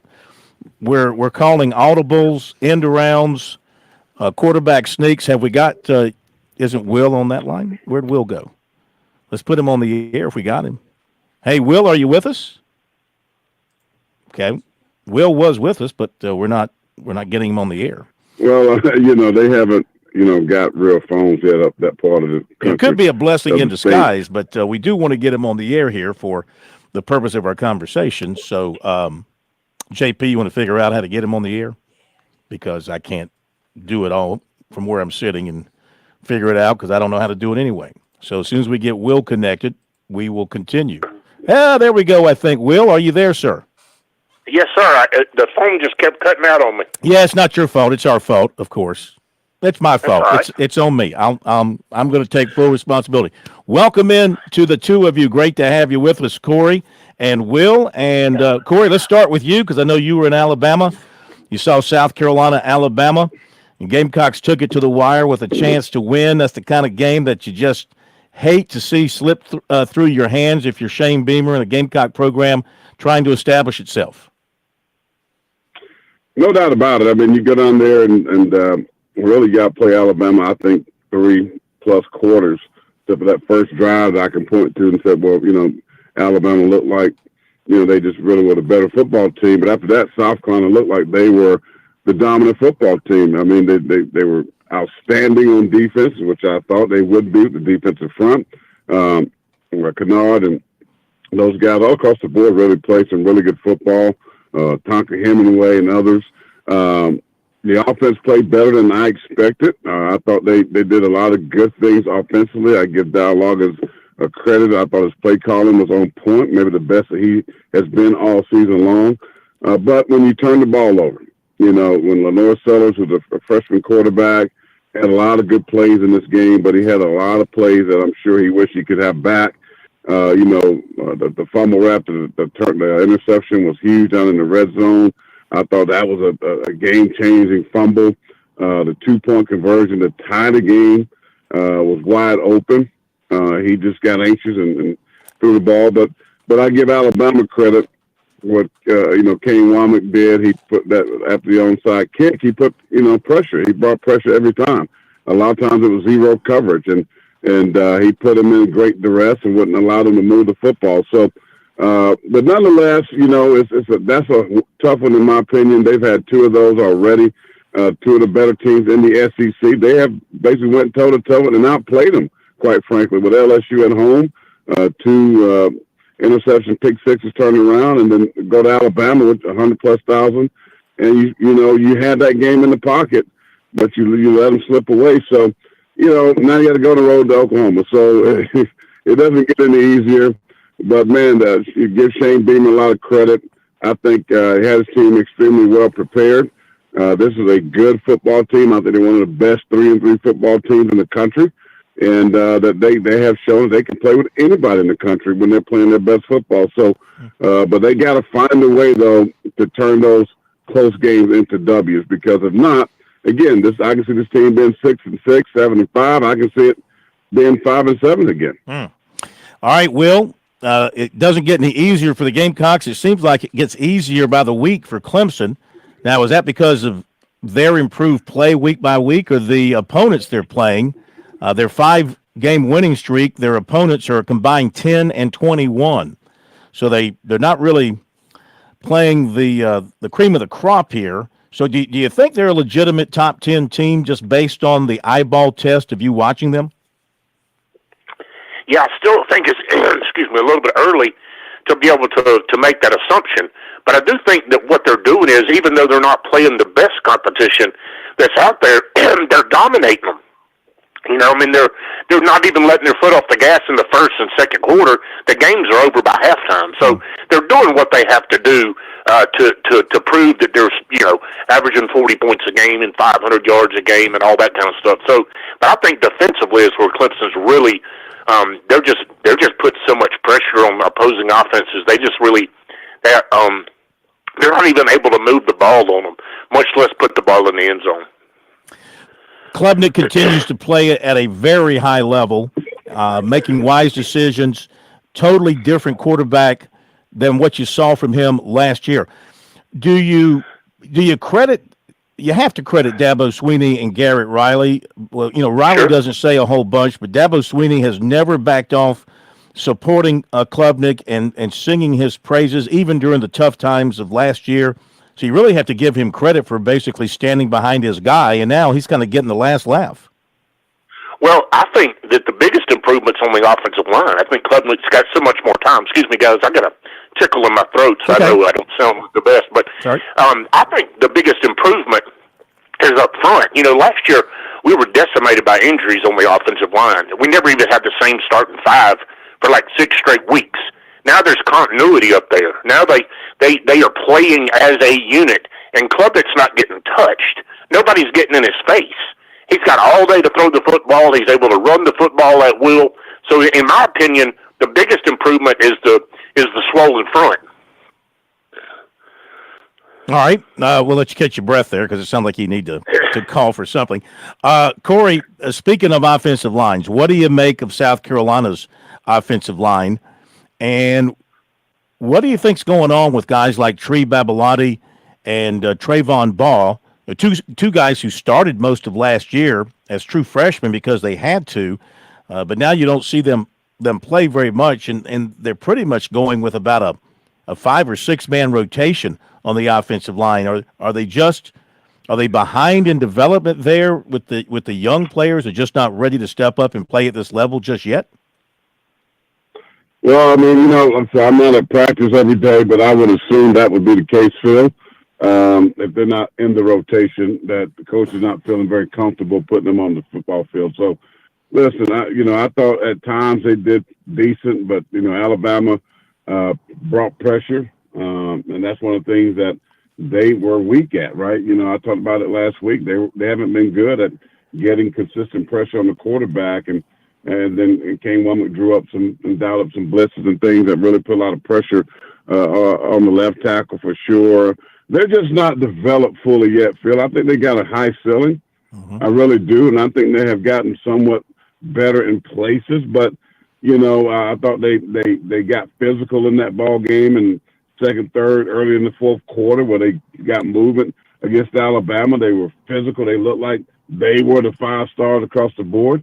And heck, I guess a couple of them are 5 stars, but they look like that. They got Rocket Sanders going in the run game. I mean, so they have shown flashes, and I think there's some guys there that's in the wings that's pretty good too. So they just got to keep developing, man. It's just unfortunate that, they have a tough schedule. I mean, they don't have time to breathe. They don't have time to do anything, man. It's like, okay, boom, Ole Miss at home. We didn't play very well. We come back, we play extremely well. That's Alabama, at the time, number 4, 5, or 6, whatever they were. We got to go there. Now we got to go to Oklahoma. Yeah, they struggled, lost last week, but still, challenging place to go play. So, things does not get any easier for South Carolina. But at the same time, I believe Dow Loggins got to continue to have an open mind, got to be very cerebral when it comes to calling plays to help them out, continue to get, Lenore Sellers outside the pocket, move him around, which they did against Alabama. Can't let him just be a sitting duck in there. They got to move him around, run some boosts, run some half rolls and things like that, which they have done a pretty good job of. If they do that, I think they'll be okay. Yeah. Visiting with Corey Miller, Will Merritt, M&M Boys here on Sports Talk. So, Corey, in talking about the Gamecocks and their offense, is it now time after seeing what Nick Harbor did and that great catch he made, but he's only caught 9 passes and he hasn't been targeted very much. Do you think now it's time for them to really cut him loose and find more ways to get the ball in his hands so they can put that speed on exhibit here and let him make some big plays? Phil, listen, I don't want to badger put down an athlete, a brother, a fraternity brother, a football brother. But listen, if I'm being honest with you, he has a long way to go at playing the position, right? It sounds good, and then he made a heck of a catch, great body control, great hands, got his feet down. That was phenomenal. He showed flashes of what he potentially could be. But if we've been honest, we watch him play. He's not the most crisp route runner. You can't just sit there and say we're going to run 9 routes with a deep ball all day long, and that's going to work, right? So, they got to find him, get him on some skinny posts and things like that. He's 6'3", 6'4", however tall he is. Use that big body to shield off defenders. Maybe run some sluggos, which is a slant and goes, things like that. Yeah, I can see them doing more of that, but he's the type of player, in my opinion, that's still learning how to play the position. And I'm gonna be honest with you, it's hard to try to run track and then flip over and play football. That's hard to do, right? I mean, it's hard, especially that position, man. I mean, you miss a lot of time in football when that time, which is where you get better, right? In spring, when you work on things, you're not there, right? When you work on your craft, he might have to be running track, so you miss a growth period of time. And I just think that He's a phenomenal athlete, but he is just not right now a good receiver. Yes, that was a great catch, and I'm sure he'll tell his grandkids about it one day, how he did that at Alabama. But he needs to be more consistent at running the football where he can say to quarterbacks, hey, man, I'm open. But right now, I don't think he can do that. Yeah. Will, you got Tony Elliott coming back to Clemson. I know it'll be all business between the lines, but I got to believe he'll take some time on Friday once they get there to maybe wander around, visit some people, reminisce about his glory days there with the Tigers. What are your fondest memories with Tony during your time around the program? Well, he was a teammate for my whole time there, and he's got an unbelievable story, guys. I mean, his rise to stardom is just second to none. I was going to try to go see him Friday at the hotel, but I have my daughter's homecoming tomorrow night, so I've got to escort her out on the field. Oh. So I'm going to go early. I'm going to go early Saturday morning and try to hit him at the locker room before the game and just hug his neck, because Tony and I have been great friends forever, and what a great storyline about him coming back to Clemson to be able to face a team that he had such success with. And he's just as good a coach as he is, and they are doing a lot better this year. As good as a coach he is, he's a better person. He just is a phenomenal individual. And, he got groomed under Dabo, and I think he'll end up having a lot of success with the Wahoos. I think so. Give him plenty of time. He had to overcome a tragedy in that first year. Oh, it was awful. Trying to build there is a tough thing. All right, before we let you go, let's get the weekly rivalry meter reading after what we saw this past weekend from the two teams. The Gamecocks gave Alabama everything they wanted, and of course Clemson rolled it up on Wake Forest. Corey, Gamecocks and Tigers, if they were meeting on Saturday, what would be your confidence level for a Gamecock victory? I'm extremely confident, and they showed that they can go on the road to Alabama, 100,000+, one of the toughest places in America to play football, and they go neck and neck physically with a team that's loaded with 5 and 4 stars, and should have won the game, right? So I am extremely confident, and I'm not buying Clemson. Listen, Clemson, you said it. What was the record? 10-21 against the teams that they've been sitting here beating and having fun and all this, that, and the third. But if we're honest, they ain't played anybody. They're not going to play anybody until South Carolina, maybe Pittsburgh with Eli Holstein. But listen, they ain't played anybody. And the only team that they played that has a pulse has been the Georgia Bulldogs, and they bent them over and beat them like they were a kid tardy for class. Tardy for class. So, yeah. And so my thing is, South Carolina, if you've been honest and you look at both teams across the board, despite the record, South Carolina's a better football team. So my meter went up from 14 or whatever it was last week. I'm going to go to my college football number, 33. All right, Will, same question. If the Tigers and Gamecocks were playing, your confidence level in a Clemson victory would be what? How about if I just do my football number? I was 50, number 50. Ooh. So, I'm doing my pro number, 57. But I'm very confident in this offensive team. But I'm just as confident in our defense. So I still think Clemson wins the ball game. I think at home with that crowd, I think Clemson's going to be the better team that day. Now, time's going to tell between now and there. Clemson's still got a lot to prove. South Carolina's still got a lot to prove. But there is no way I'm going to sit on this radio show and tell you that Clemson's not going to win that game. Been a long time since Clemson beat South Carolina in Death Valley, because of the nature of the scheduling and the missed year because of COVID. They haven't beaten the Gamecocks up there in a long time. So it's and it will extend for about 2 more years. After this year. Hey, Corey, I debuted a touchdown call tonight for South Carolina. You want to hear it? Yeah. You know how great announcers, they have a pet call for the touchdown for their team, right? It's an exciting, it's a descriptive moment. It raises the fans' fervor even greater when the touchdown is scored. You ready? Yeah. I'll reenact the play for you. 3rd and 7 from the 8. Sellers rolls right, fires into the end zone. Bennett with the touchdown catch, and that's going to leave a scar. I get it. SCAR, a scar. I get it. Yeah. I got it. Oh, You like it, huh? That, You like that went right over Corey's head. I can but tell. I got it right away. I can tell you like it. Yeah, you're smarter than me, Will. I mean, you're smart, bro. You went to the school of, scientists and psychologists. You know what I mean? All right, we got to go. Thank you, guys. We'll talk to you next week. Have a great weekend. Hey, Will, good luck at the homecoming tomorrow. Because who Clips are playing tomorrow at homecoming? Virginia. You mean Ren?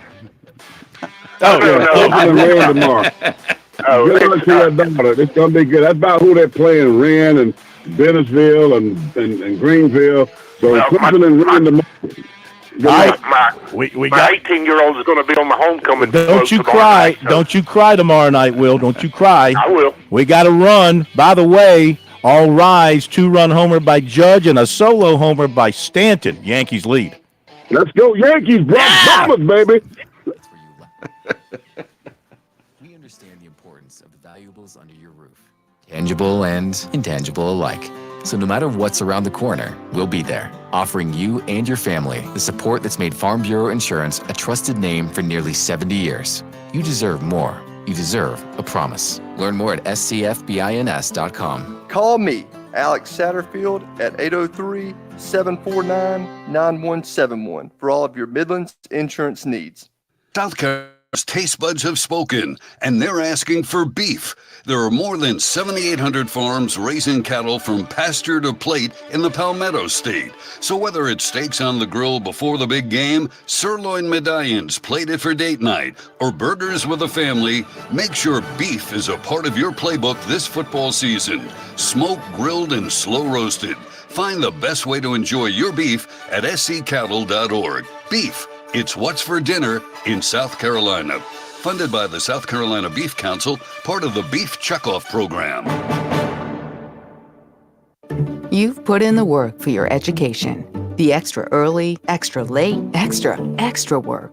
That's because you understand education opens doors to better pay, better opportunities, and a better you. Being educated about playing the lottery is no different. It helps you be a better player, one who knows when to play and when to take a rain check. The lottery's a game, so let's keep it fun. Learn more at sceducationlottery.com/betteryou. George Bryant here for Tsunami Bar Sports, and some say the fun is in the winning. I say the fun is in the training. And Tsunami Robbie, what do you say? George, we all know you get more done when you're having fun. This technology is different, it's engaging, but it's also a lot of fun to use. Hi, this is Phil Kornblut. Be sure to click on the digital ad on SportsTalkSC.com and get 5% off any Tsunami Bar order. Promo code BBB5. Don't wait, order today. Call Lawyer Lisa. Experience the difference with Lawyer Lisa. Hi, I'm Lisa Hostetler Brown. Helping an aging loved one arrange for their care can be one of the most difficult things you will ever do. Fortunately, you don't have to navigate this maze alone. Lawyer Lisa's knowledgeable life care team can lead you down the right path. Visit lawyerlisa.com to see how we can help. Call Lawyer Lisa. Experience the difference with Lawyer Lisa. 7511 St. Andrews Road, Irmo, South Carolina. Touchstone Energy cooperative members save more on electricity, and members save more on insurance, grocery, healthcare, restaurants, travel, concerts, and sporting events through Co-op Connections. Touchstone Energy is an alliance of the member-owned electric cooperatives, and as a member, the power is yours. Experience the power of co-op membership with Touchstone Energy and find out how much you can save on electricity and a whole lot more at touchstoneenergy.com. In Columbia, South Carolina, game days are our specialty. Whether you're watching the game from inside the stadium or from the big screen at your favorite local spot, the energy remains the same. Craft the perfect fall Saturday in a city where there is plenty of action on and off the field. From tubing and kayaking to Soda City to rooftop restaurants and barbecue. We're ready when you are. Plan your weekend at experiencecolumbiasc.com.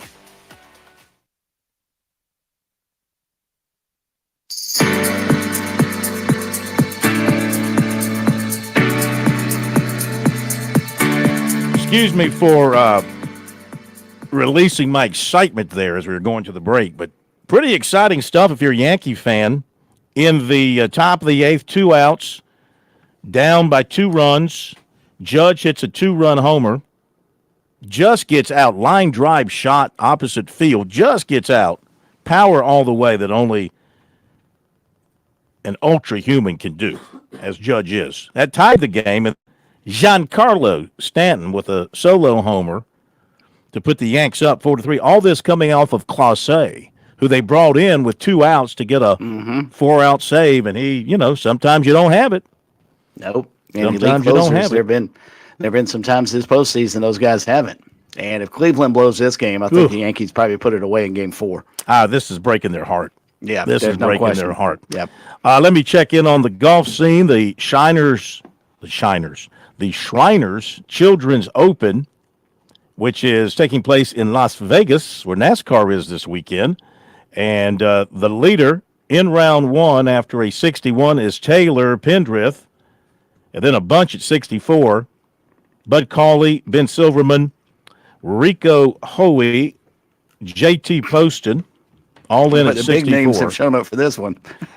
Harry Hall and Matt Schmidt and Matt Hubbard. My goodness. You got how many folks tied at 64? Looks like 10 are in at 64. As far as some of the locals, we've got Jacob Bridgman, a 65, and Carson Young, a 67.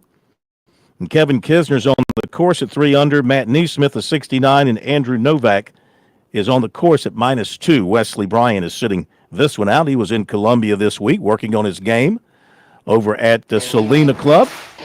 Sure we'll hear from him again soon on the PGA Tour. George will be with us tomorrow night.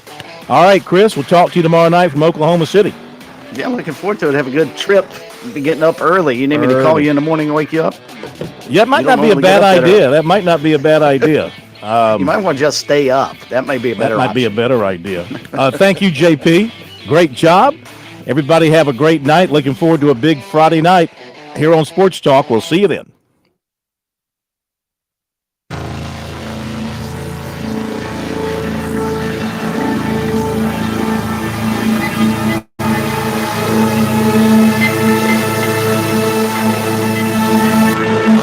WQXL Columbia, W264DF. From the Bart Fireside Studio, the solution for keeping you warm this winter.